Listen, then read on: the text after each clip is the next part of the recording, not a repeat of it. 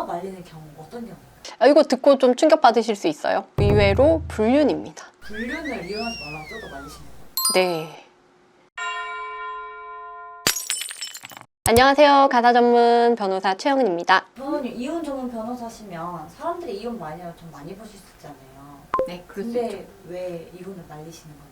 이혼을 해야 될 사건이 있고 이혼을 안 해도 될 사건이 있어요. 무조건 이혼 말리는 건 아니고 이혼을 하게 적절하지 않은데 감정이 앞서서 이혼을 하려고 하시는 분들이 있거든요. 그런 경우에 일단 컴다운 된 다음에 내 감정이 좀 지금 격한 상태인데 진정한 다음에 결정하시라고 일단 첫 번째 밀어보고요. 그럼에도 불구하고 이혼을 해야겠다라고 하면은 이혼을 하라고 말씀드리는 거예요. 이혼 상담을 하고 나서 2, 3년 후에 이혼하겠다고 찾아오시는 분들도 있거든요. 그러니까 이혼이라는 거는 생각보다 많은 게 문제가 돼요. 그리고 이혼 이후의 삶이나 아니면 이혼으로 인해서 이제 가정이 분리되는 그런 거에 대해서 검토도 해야 되고 그게 현실적으로 좀 어려운 경우들도 많아요. 그래서 사실은 이혼을 생각을 하고 이혼을 너무 하고 싶은데 하지 않아야 될 그런 사안들도 있어요. 지금 감정이 격해서 그렇지 조금 지나고 나면은 그때 그 결정하기 잘했다 다행이라고 생각하시는 분들도 꽤 많습니다. 그래서 일단 격한 감정으로 이혼을 하겠다라는 상태의 의뢰인을 만나면은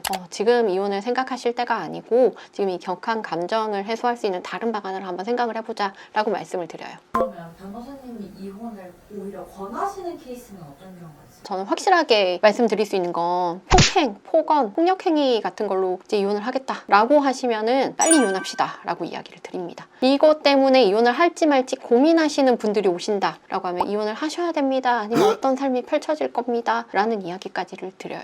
보통 폭언이나 폭행 같은 케이스에서는 단순히 폭언, 폭행만이 문제가 아니고 기본적으로 상대방 배우자가 이기적이고 자기중심적이고 해서 일상생활을 할 때도 사실은 되게 많이 부딪히고 그 과정에서 우리 의뢰인이 많은 부분 양보를 하고 있고 한데 나머지는 어떻게든 참겠는데 폭언, 폭행이 너무 심해서 이게 참기 어려워서 찾아왔기 때문에 폭언, 폭행만 말씀하시는 분들이 있거든요. 이런 분들은 제가 좀 질문을 하다 보면 이야기를 좀 더 나누면은 다른 문제들도 굉장히 많아서 이 사람이랑 사는 거는 너무 힘들겠다. 이거는 너무 내 인생을 갉아먹는 거 아닌가 라는 생각이 들 때가 있어요. 그런 부분들이 많이 확인이 된다 하는 케이스에서는 빨리 이혼을 하시죠 라고 사실은 권합니다. 상습 불륜이 있거든요. 그러니까 상대방 배우자가 불륜을 하는데 이 불륜이 일회성이 아니고 계속 대상을 바꿔가면서 누군가를 만나는 거예요. 실은 뭐 우리 입장에서 이혼을 안 하고 싶다. 이 사람이 이번에가 마지막이라고 했다. 각서까지 썼다. 그러니까 한 번 더 기회를 주려고 한다. 라면서 이제 상대방의 변화를 믿고 싶겠지만 사실 상습불륜 같은 경우에는 상대방이 변하지 않을 가능성이 굉장히 높습니다. 그러면은 거기에서 이제 우리가 생각해야 될 건 그럼에도 불구하고 이 사람이 다른 장점이 많으니까 견디고 살아갈 것인가의 문제거든요. 또는 내가 모른 척 눈 감아주고 나한테만 안 들키면 된다라는 마인드로 살아갈 수 있는가? 그렇게 결혼 생활을 해도 괜찮은가의 문제예요. 그래서 그 부분은 좀 객관적으로 한번 생각을 해보시고 결정을 하시라고 말씀을 드려요. 그리고 이혼을 권하는 케이스 중에 본인의 감정이 다 정리가 됐고 이혼 후의 삶에 대해서도 자신이 있다라고 하면은 그때는 이혼하시자라고 말씀을 드립니다. 그 이혼 후의 삶에 대해서 자신이 있다 이거는 사실은 경제적으로 독립적으로 살아갈 수 있는 준비가 되어 있다 그런 사건들이거든요. 이 경우에는 이제 본인이 맞벌이를 해왔고 경력도 괜찮고 해서 이혼을 하더라도 계속 수입이 있을 거고 살아갈 수 있습니다 라는 사안일 수도 있고 제가 전업주부이긴 하지만 친정에서 도움을 줄 수 있는 케이스라서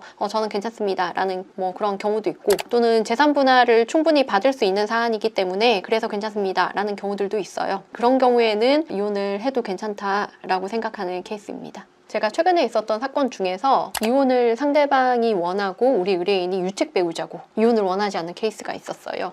그 사건에서는 우리 의뢰인이 자기가 유책성이 분명한데 어떻게든 이혼을 안 하고 싶어요. 방법이 없을까요? 라고 해서 오셨었거든요. 이 사건은 소송으로 끝까지 진행이 되면 사실은 기각시킬 수가 없는 사건이에요. 왜냐하면 유책 배우자성이 분명하기 때문에 아무리 앞으로 잘하겠다라고 법원에 호소하거나 상대방한테 이야기해봤자 승패는 처음에 이제 소장을 보는 순간 이미 결정이 나 있는 사건인 겁니다. 결국 이 사건은 우리 의뢰인의 유책 배우자성이 분명하기 때문에 판결로 간다라고 하면은 이혼은 될 사건이었어요. 근데 저한테 와서 불가능한 미션을 던져주시는 거예요. 이혼 안 하고 싶어요 라고.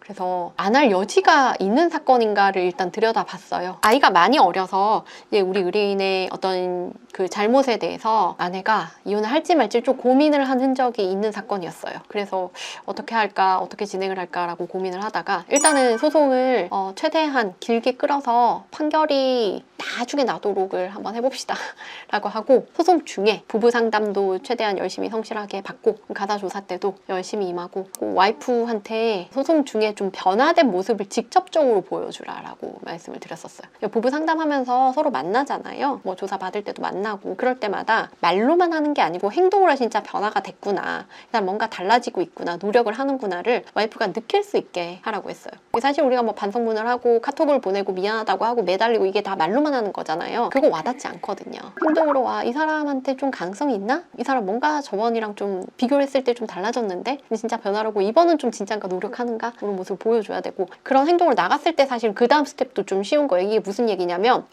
그 의뢰인 자체도 말로만 하다 보면 여하튼 이 위기를 넘기고 나면 또 자기도 지키지 않을 수 있어요. 근데 행동을 일단 시작을 하고 나면은 그 다음 행동은 좀 더 쉬워질 수 있는 거거든요. 그러니까 한마디로 잘하려고 노력하고 변화하려고 노력하고 노력을 좀 해보고 그 다음에 단계로 나아가는 게 훨씬 쉽기 때문에, 그래서 그렇게 권했었던 사건이었는데 한 1년 6개월 정도 지나고 두 분이 극적으로 화해를 한 거예요. 그래서 결과적으로는 이제 원고가 소를 취하하고 두 분에서 이제 재결합하기로 했었던 그런 사건이 있었습니다. 이렇게 이혼이 최선의 방안이 아닐 때는 화해를 시켜야 되는데, 사실은 화해를 시킬 수 있는 사건은 그렇게 많진 않아요. 왜냐하면 사람이 이혼 소송을 시작할 때는 정말 많은 고민을 하고 오시는 거거든요. 제가 아까 말씀드렸잖아요. 뭐 상담하고 나서 2, 3년 후에 소 제기하겠다 이렇게 오시는 분들, 이런 분들이 2, 3년은 고민했는데 뭐 단순하게 말 한마디로 마음이 바뀌겠습니까? 그렇지가 않다고요. 그래서 만약에 소장을 받았는데 난 정말 이거 기각을 시켜야겠다 라고 하면은 싸울 생각을 하시면 안 되고, 원인이 무엇인가를 파악한 다음에 그 원인을 내가 해결하는데 어떤 노력을 할 수 있고 어떤 모습을 보여줄 수 있고, 그걸 통해서 설득이 과연 가능한가, 이거를 가늠을 해보셔야 돼요.